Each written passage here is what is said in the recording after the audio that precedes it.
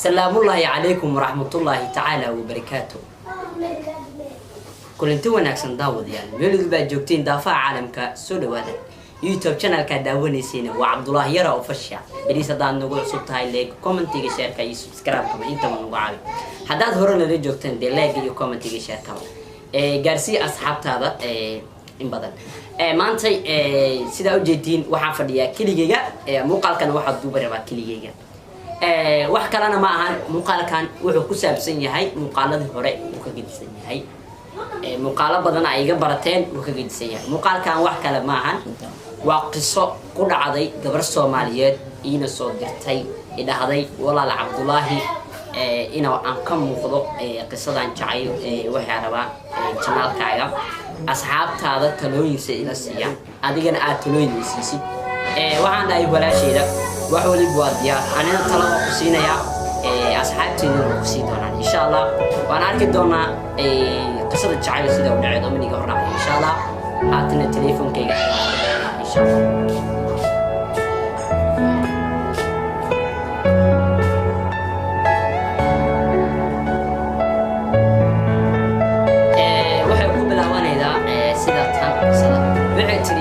السلام عليكم ورحمة الله وبركاته وأنكم سلامي ولكن عبد الله وحنا حي جواز Soomaaliyeed ku dhacday qiso qisadan wuxuu dhacay sidatan bixitay waxaan ahay gabar ardayda waxaan baranayay jaamacad ayaan dhiganayay jaamacadda waxaan marayay dhahday semesterka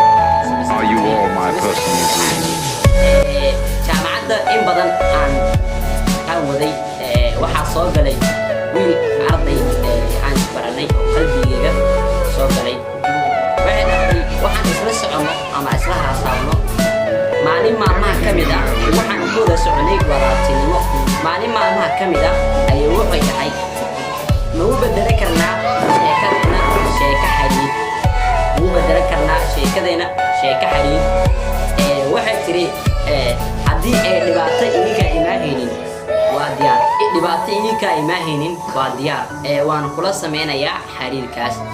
wuxuu dhahay waxa balankaaga qaadaya inaysa kaaga imaan doonin qisadayda ama jacaylkayga dhabta ah aan qalbigaaga ku degi rabo waxaan dhahay tiri okay wax kaama diidi karo soo dhawaaw ayay tiri waayo gabdhaheena Soomaaliyeed way beer jilcay yihiin waana haddii mar qalbiga ka xirtaan say kaaga xirtay waxaan dhahay tiri soo dhawaaw waxaan isla haasaawno waxa soo xirmay jaamacaddii markay soo xirmatay fasax ayaa la soo galay ayay tiri fasaxii markii la soo galay maalin maalmaha ka mid ah ayuu wuxuu ii sheegay inaan kulmayno kama diidi waan ka ogolaaday laakiin aniga waxaan dhahay inaan banaanka u baxbaxo ma jecli gurigeyga ayaan ku kulmaynaa ayaan dhahay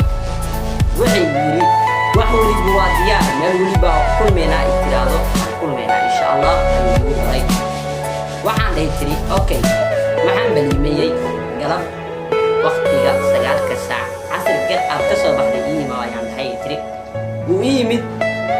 naas ayaan ku sheekaysanay wuxuuna ii sheegay in oo familkayga iga soo doonanayo xogaa waan yaabay ayay tiri laakiin waa jacayl waxa ay hayo waxaan dhahay tiri okay waa u ma kartaa familkayga waana soo dhaweynaya familkayga ayuu u yimid maalintii dambe wuxuu yiri abaayo ii banami familkaaga waxaan dhahay waa diyaar waan ku balaminayaa waxaan u balamiyay hooyaday iyo aabahay maqribkii markii laga soo baxo wuu ii yimid wuxuu ka wada hadleen arintii guurka hooyaday iyo aabahay hooyaday way ogolaatay guurka balse aabahayga ayaa wixii ka taagnay dhibaato wuxuuna yiri maya gabadhayda xilligan guur ma diyaar uma ahan maamadii idashay ayaa wixii ugu jawaabtay haddii ay gabadhaada kuu soo dirsatay wiil maad u ogolaatid wuxuu yiri amarkayga amar ha soo saaray hooyo ayuu saas ugu jawaabay aabe amarkayga amar ha soo saaray hooyo way iska aamustay waxay tiri hadhow dhibaatada dhici doonto aniga mas'uul kama ahid ayay hooyana ugu darta aabe waxaa dhacday wiilkii inuu iska baxay aabba oy waco oy dhaho xilligan guud aniga baro barashadaada baro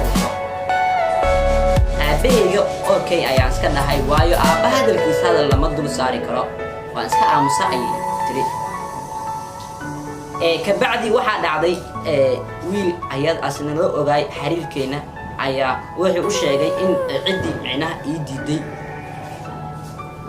waxay soo wacay wiilkii maxaa dhacay ayuu dhahay saas ayaa dhacday aabbahay amarkiisana ma diidi karo ayay tiri ayaan dhahay ayay tiri waxaa dhacday maalintii dambe in uu igu soo hadal qaado arrin qubisiro ah waxaa dhacday in igu soo hadal qaado arrin qubisiro ah inaan ka diidiido ayaan damacay jaamacaddii ayaa furmatay jaamacaddii markay furmatay jaamacaddii gudaheed ayuu haddana igu dhahay arrintaas igula imaaday waan ka diiday ayay tiri wuxuu ii soo maray dhanka saaxiibkiisa ayaa ii yimid wuxuu i dhahay abaayo xaalay inaan kula yar hadla ayaan rabaa waan raacay meel jardiin ayaa wada tagnay meesha jardiinka ay markaa wada tagnay waxaa dhacday tiri in uu yidhaahdo abaayo iska ogolaa maadaama ay faamilkaaga kuu diidan yihiin wiilkaan ogolaaw wax welibana dhamaysta si hoosa wax welibana si hoosaada u dhammaysta ayay dhahday ayuu dhahay ayay tiri ma diidi karo ayay dhahday waayo waa walaalkayga waana saaxiibana waa nahnay mar hadduu hadalkaas igula imaaday wuxuu igu daray ayay dhahday ugu yeedha hadalkaas wax weliba oo dhibaato ka imaato aniga ayaa dusha saara doono ayuu dhahay waxaan dhahay ayay tiri waxaan way isbedeli doonaan biri ka maali maad ka fiiraysatid aboowe maya hadalkaas aniga ayaan ku dhahay ka seexo ayay ugu jawaabay okay ayaan dhahay tiri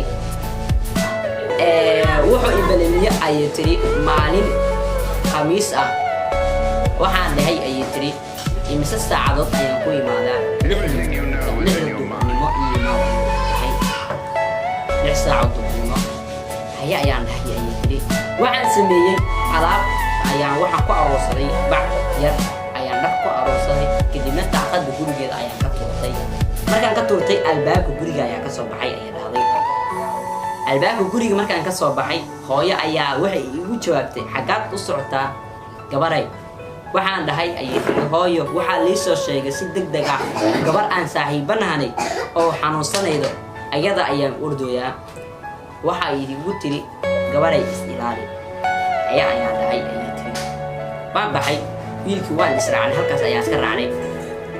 meesha habeen lagama soo hogi karo hooyo ayaa wacay waxaan ugu jawaabay hooyo gabadha aad bay u xanuunsanaysaa caawna aniga ayaa la jiifa rabo hooyadii haye ayay igu jawaabtay ayay tiri mase gabar kuma aniga waxaa dhacday in aan meeshii hooshayni ku soo dhammaysano aan soo laabto galab habeenkiina gurigii gabadha saaxiibaha aan hayn aan ku hoyano kadibna subaxii dambe aan gurigii waxaa dhacday kabacdi in uu micnaha waxaan nahnay nin iyo xaaskiisa kabacdi waxaa dhacday maalin maalmaha ka mid ah in aan iska dareema ayay dhahday arrin kabacdi dhakhtar ayaan tegay ayay dhahday kadibna waa igu soo baxay kadib markuu igu soo baxay waxaa dhacday in u sheego wiilkii si jees ayuu wuxuu igu dhahay aniga maya anigu urkaas malihi ayuu si jees mana ka filanin waxaan wacay yarka saaxiibkiisa ahay waan u sheegay arrintii meesha taalay inuu xaliyo ayuu damcay wuu xali waayey markuu xali waayey waxaa dhacday maalintii dambe in ay faamilkayga ogaadaan arrintaas markay ogaadeen kabacdina ay faamilkii i buriyaan aan soo baxo aan imaano guri ee leedahay gabadha saaxiibaan anay waxaan joogaba meeshaas gabadh waxaan dhalay ayay tiri gabar markaan dhalay kabacdi iyadoo jirto hal bil iyo beriyo ayaa waxaa bartay gabadha aan la joogay aan la noolaay walaalkeed la dhashtay wuxuu isii jira ayay tiri nolol maalmeedkayga iyo gabadhayda waxa weliba ay soo asiga ayaa isii jira wuxuuna joogaa ayay tiri dalka South Africa dhacday in uu dhaho xariir waayo aniga ma aaminsani ay yidhaahdeen waan waxaas dhan waa ka kaaftoomay waayo waxaa niyadeyda ku filan sidoo wiilkaas ay galay waan ka diiday ayay tiri ilaa haddana arrinta ayuu igu wadaa Are you all my personal dreams? ani waxaan dhihi lahaa awoodeyda walaashayda waxa shantaan qodob ilaahay siiyey shantaas qodob ilaahay siiyey Everything you know is in your mind. maantay adigoo walaashiis ahayd oo walaashiis kaa dhigtay adigoo banaanka joogo ayuu cunugoo sadaalaynayo haddii oo micnaha arrinteeda xariir u bedelmato sidaasay si ka fiican inuu sameeyaan ayaa laga aniga ku dhihi maayo hore ugu degdeg inta ayaana qofka hadduu qaf yahay oo daacada ma kaa hari doono laakiin qof daacada hadduus ahaynin wax weliba sii jir ayuu kaa aqoonsan doona insha allah aniga waxaan ku dhahayaa sidaas samey asxaabay talana soo siiya insha allah